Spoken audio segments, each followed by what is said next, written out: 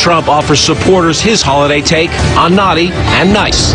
I mean, you were nasty and mean and vicious and you wanted to win, right? But now you're mellow and you're cool because we won. The current president's year-end message is far more sober. There are places around the world where horrible things are happening, and because I'm President of the United States, I feel responsible. 1 month before the Trump inauguration, Russia's election year hacking remains a bitter flashpoint.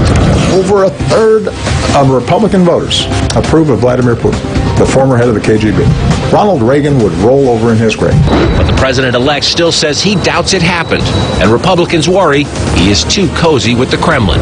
Vladimir Putin is a murderer, a thug, a KGB agent. Inside Politics, the biggest stories sourced by the best reporters now.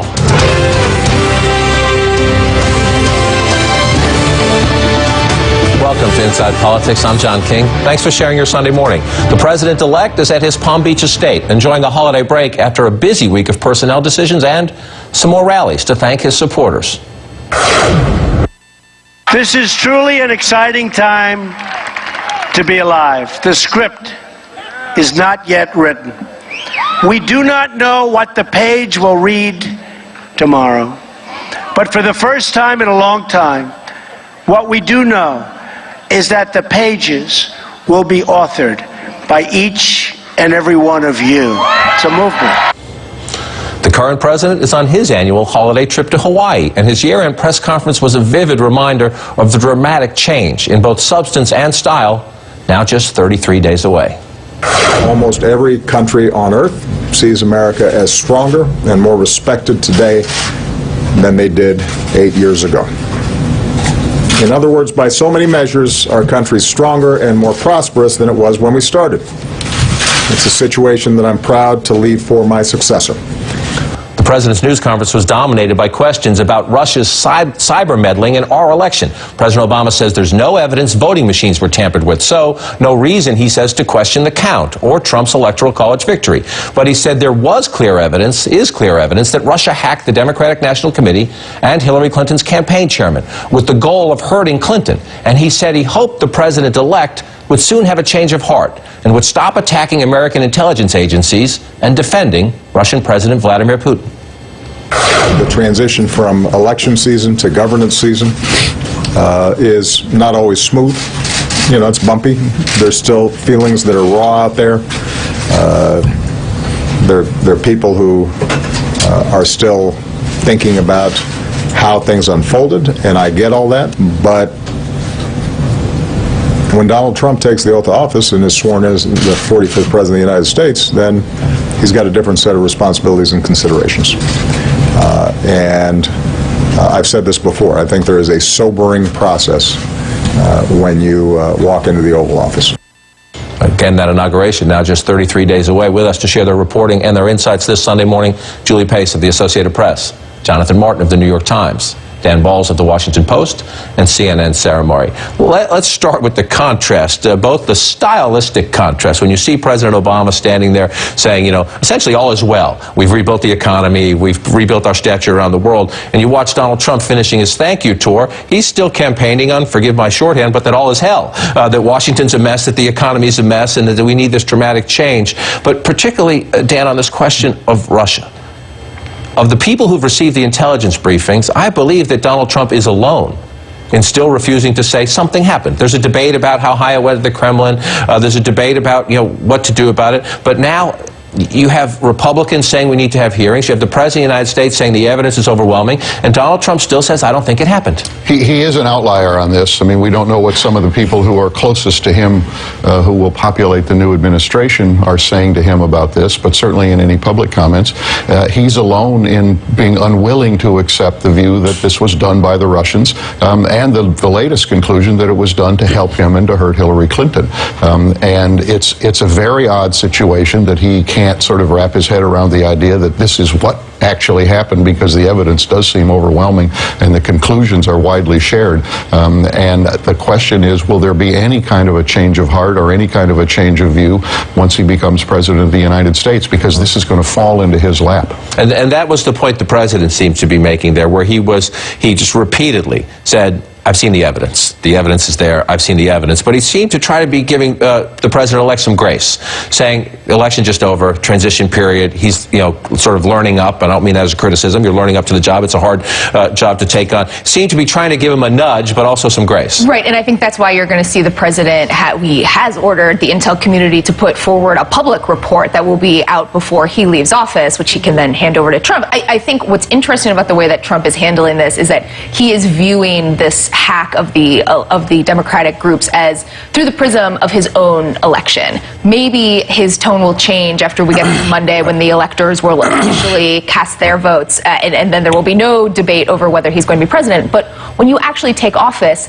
you can't view these issues in terms of how they relate to you. You have to view them in terms of how they relate to the country, our own national security, events around the world. And whether he's able to make that shift, I think, will really tell the story of his presidency. In your piece today, Dan, you talk about how he campaigned on America first, and you could make the argument here, again, shorthanding, but he's putting almost Kremlin first in criticizing the CIA.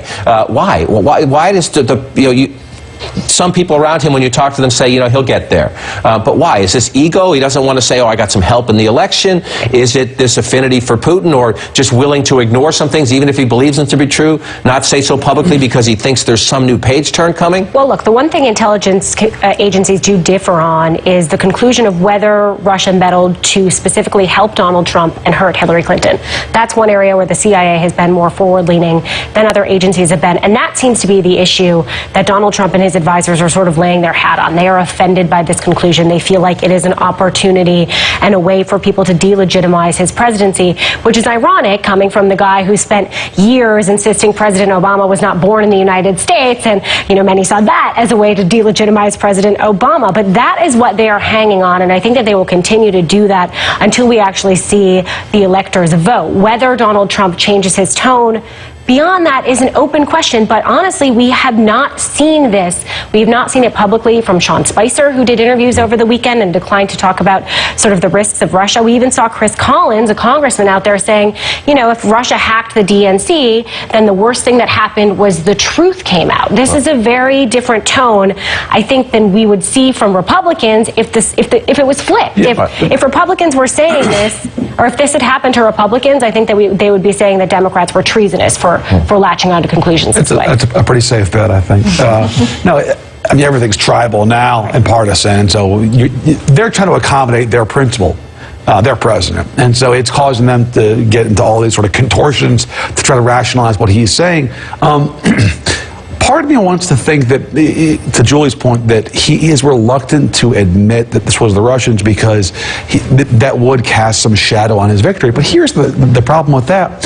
He's been unwilling to challenge Putin well before this. One of the biggest mysteries of this campaign was for a year and a half, whenever he was asked about Putin or Russia, his tone changed, his demeanor changed, his language changed. Like no other country in the world would he somehow try to rationalize or sort of couch his comments. But whenever it was Russia and Putin, he was just always different, and that's why there are these lingering questions. Let's listen to some of that. Let's listen to some of that, because he, as a candidate, a lot of candidates say things as a candidate, then they have very different views, they learn in the transition, then they become president, they have to actually deal with the problem. So we'll see what President Trump does. But candidate Trump, you're right, was pretty friendly toward Putin.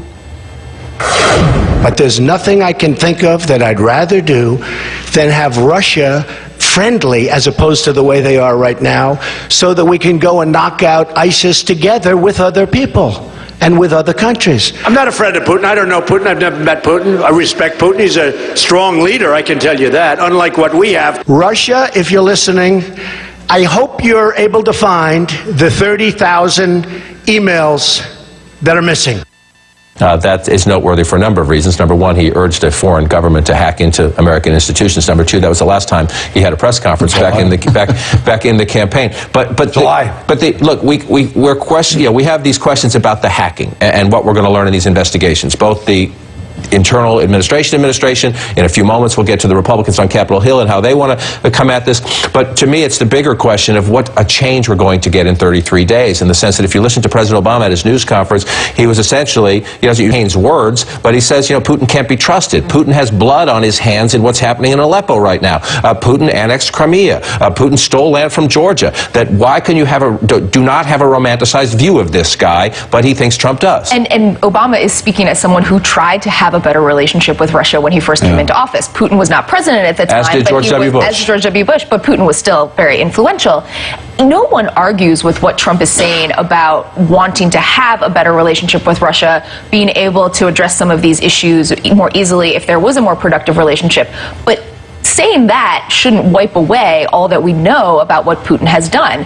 Ukraine, Crimea is the most obvious example right now, but if you look at Syria, if Russia were taking more action and were not propping up Assad, we would be talking about a very different situation there. So it's as though he is choosing to ignore all of this evidence about what Russia is doing to destabilize places around the world in favor of a positive relationship, when I think he could be talking about both. But the other aspect of this is that he's given no indication of what a different relationship with Russia would actually be like, or how you get to that point, and the degree to which you stand up to Russia when you have to stand up to Russia, and perhaps cooperate in some other areas. I mean, he's just simply said, wouldn't it be great if we would have a better relationship? That's, everybody's wish about a lot of things, but how do you get to that point, and what's really behind that in his thinking? Does he think that Russia is a constructive force, or can be a constructive force, or does he think that they're not? All the evidence at this point is that they are not in a variety of places around the world, and that's what he's got to confront. And I also think that when you think about Donald Trump's view of the world, he looks at ISIS as something that has a direct impact and a direct threat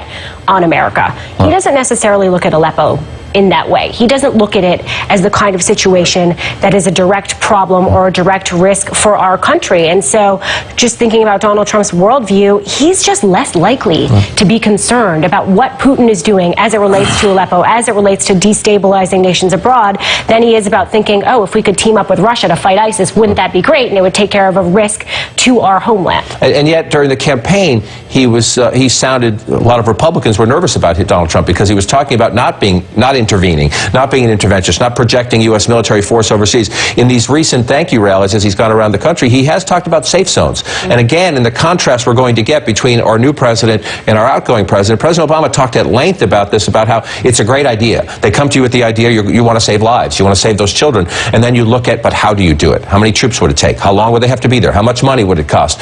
What about the Russians? If they won't cooperate, can you get it done? I'm fascinated by, Donald Trump now says create safe zones. How does he do that? How does he do that? And maybe that is back of the card play with Russia? Maybe. I mean, safe zones, again, are one of these things that it's like a no-fly zone, that everyone likes the way it sounds because you don't envision massive U.S. troop presences on the ground. But who's going to enforce it? You have to enforce it on the ground and on the air. That is going to fall to the United States. It's a situation where you will likely end up with American casualties. Is the American public ready for that? Is Donald Trump ready for that? So he hasn't laid out these plans in detail. He now has some more advisors around him that will begin to give him these plans. But if he's talking about safe zones, he actually is talking about a fairly lengthy U.S. military commitment to Syria. We'll see how that one plays out. Everybody sit tight. Up next, the president-elect's Russia problem with fellow Republicans and what it means for his early days in office. First, though, politicians say the darndest things. My memory of election night is a little different than what you're about to hear from the president-elect. But, lucky for me, you can check the tape. You see that right there? That was, wow, flashback. Thanks for watching, Mr. President-elect, and for letting your supporters know which network you most trust. They're getting a little nervous. John King, nice guy, he's got the map. He's good with the map. But his hand is starting to shake. It's got... Oh, my God. Oh, my God, he won. Because remember they said before the election, there is no path to 270 for Donald Trump. Oh, but there's a path to 306, but there's not.